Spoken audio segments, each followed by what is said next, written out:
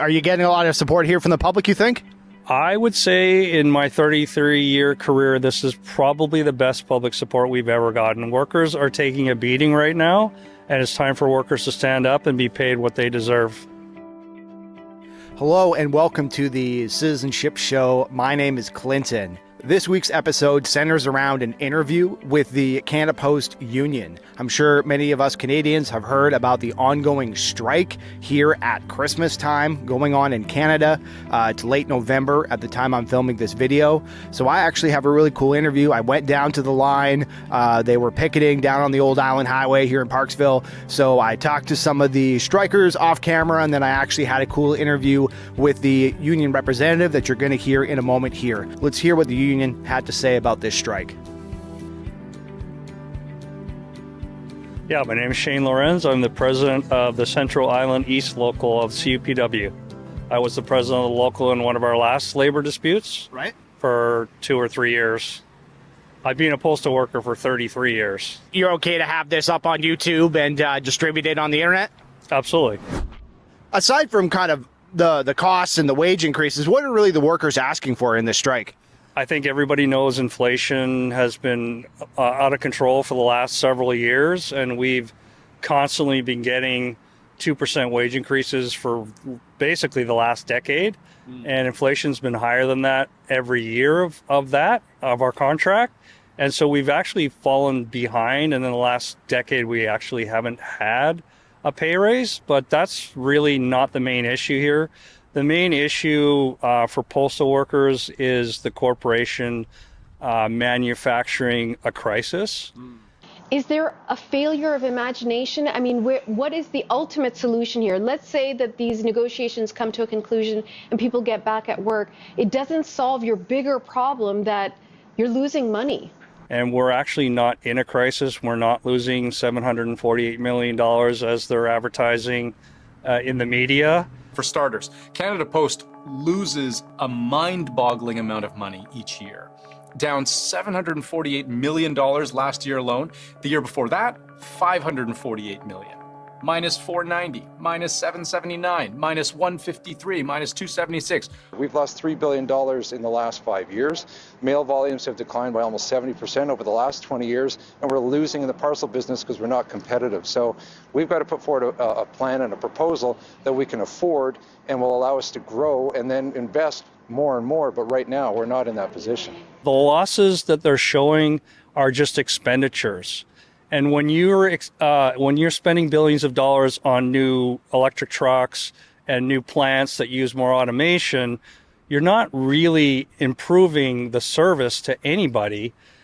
It's us, the workers, that actually provide the service, and yet they don't want to spend a dime on us to make our life better, but they think they're making everybody's life better by spending billions of dollars on infrastructure, which I actually see harming the worker instead of improving our work life. And so that's really the main sticking point for us as the union.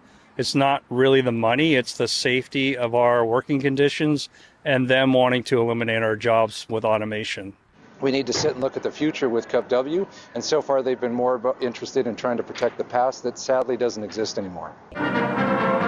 Like the milkman a generation or more ago, the days of daily visits from your friendly letter carrier will soon seem like a quaint notion from another era.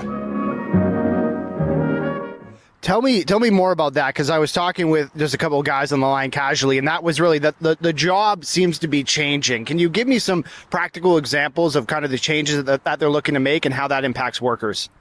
A typical day for a carrier is that you go in, you sort your mail, you pull your mail from your case, you organize it the way you want to organize it, and then you go out and deliver it.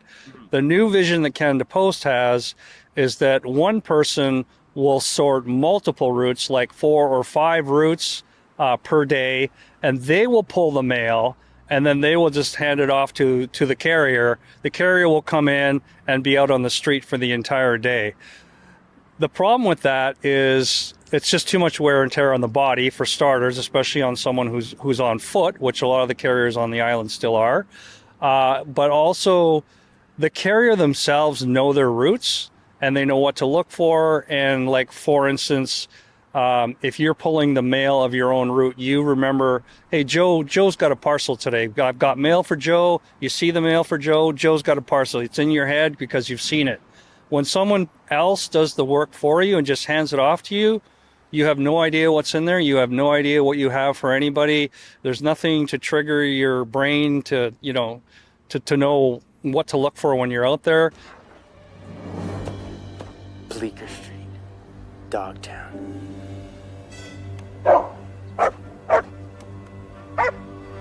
Canine Alley.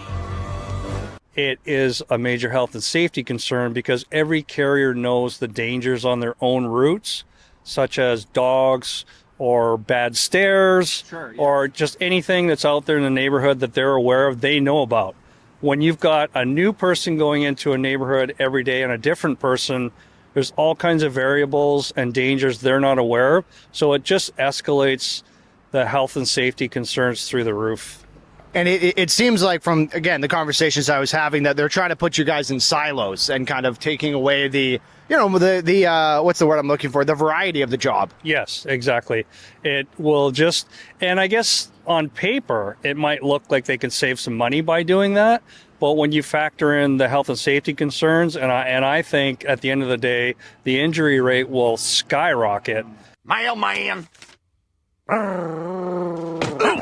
It will actually cost them far more money because now you're going to have people off on injuries. You're going to have people off on long-term injuries. Those costs, whether they're paid for by a third-party provider or not, are still going to come back to Canada Post as an expense to them. So in the long run, I don't see them saving any money at all. It's going to make the job miserable. It's going to make people look elsewhere for a job. And like you say, it sort of defeats the whole camaraderie that we have as carriers. We go into the depot, we know our people, we know our job, we work together. We spend an hour or two in the depot in the morning getting our routes prepared to go out, and then we go out and deliver. So there's a lot of that being lost as well. It's just the individualizing of the work will just be lost completely. It'll just be like we're just robots. We just walk in, grab our mail, walk out the door, and go do your work. Yeah, tell me a little bit more about how the mail carriers and the Postal Service integrates into the community. And, can you give, as your own experience in the profession, how the profession has changed and how you guys are really kind of community actors in a large piece? There's no contact with an aluminum box and a key. We want to have a community life. Yeah, I agree. We totally are part of the community, and I think we proved that yesterday. Yesterday we had government check day, and we're on strike, and we've always agreed to come in and deliver the checks for pensioners and alike to get their checks when we're out on strike, because we don't expect anyone to suffer because we're having a labor dispute, and we've always done that, and we feel like we are an important part of the community. I don't want us to lose that. I think, and that's the other thing about us being, thrown on a different route every day. You build up relationships with people, right? People know when you're coming. They know who you are. Sometimes you have special agreements with customers. They're going away. Hey, my neighbor will take my mail, whatever. There's always situations where the carrier on the route knows, and only they know. So when you take the individuality out of the job, I think you're also making the customer service aspect far worse as well. Merry Christmas. Mail on Sunday? Oops. If I can talk quickly just about like the equipment. So they're changing a lot of the pieces of equipment that we use within the depot. They say that they're more safe, but they're not. Like for instance, the racks that we use now, they're called bread racks. We use multi-leveled bread racks to organize our parcels for our routes. They're taking those away and they're giving us just one big container cart that you can push, where everything just basically gets dumped into one container, and then you don't have a place to organize these things anymore. So what's happening most of the time is a lot of the carriers are just laying all their parcels out on the ground. So now you've got people working off the floor. So now you've got increased back injuries, increased knee injuries. Lift with your lower back in a jerking, twisting motion.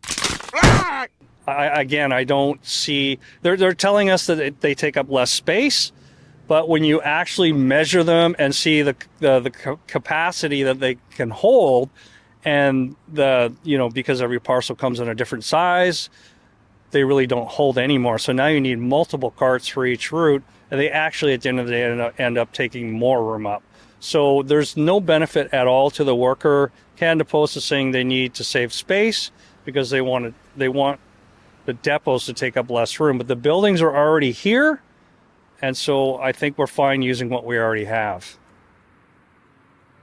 Email, telephones, fax machines, FedEx, telex, telegrams, holograms. All right, it's true. Of course nobody needs mail. What do you think you're so clever figuring that one out? The number of letters Canadians send to each other has been in free fall. Here's what the last 10 looked like. Minus 6.1%, minus 6.8%, minus 8.8%, and it just keeps dropping.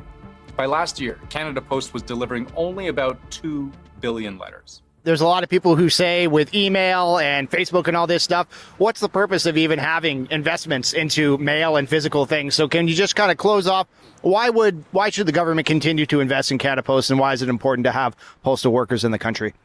That is a very good question. So a lot of people think that Canada Post is just about mail, and it's really not anymore. Parcels is the wave of the future. People are ordering things from home. I think the biggest part of this piece is not so much the urban centers, because there's many courier companies that work in the urban centers.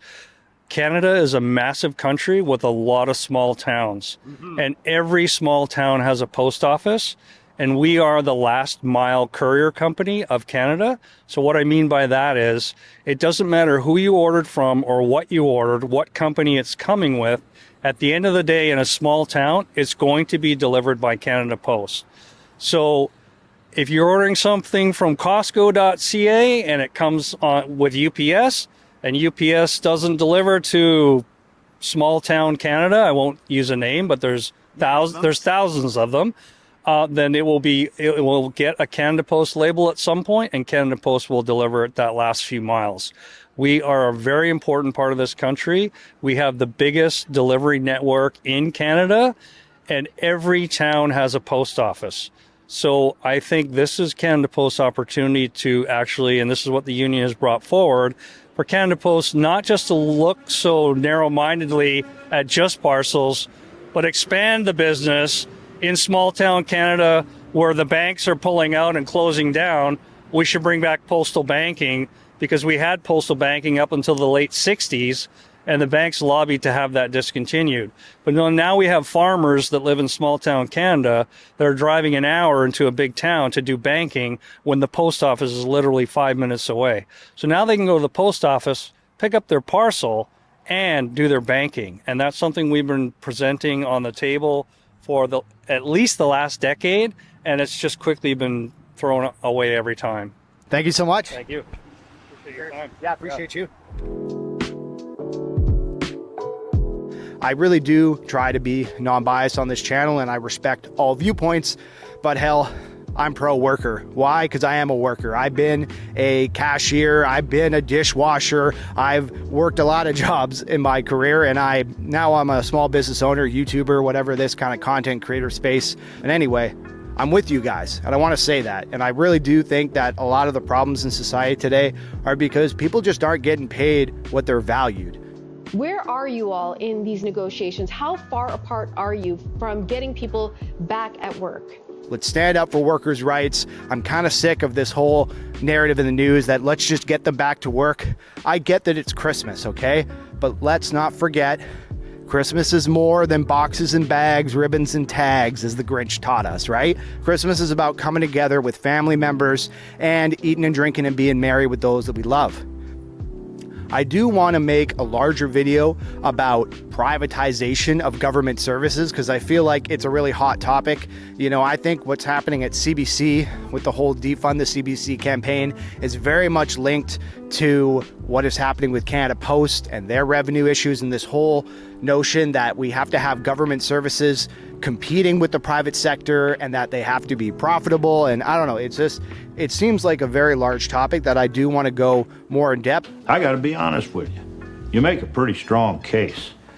If you like this kind of content and you want to subscribe, you can do so right here on YouTube. My name is Clinton. This has been the Citizenship Show. Thank you for watching, and I hope to see you in the next video. Cheers.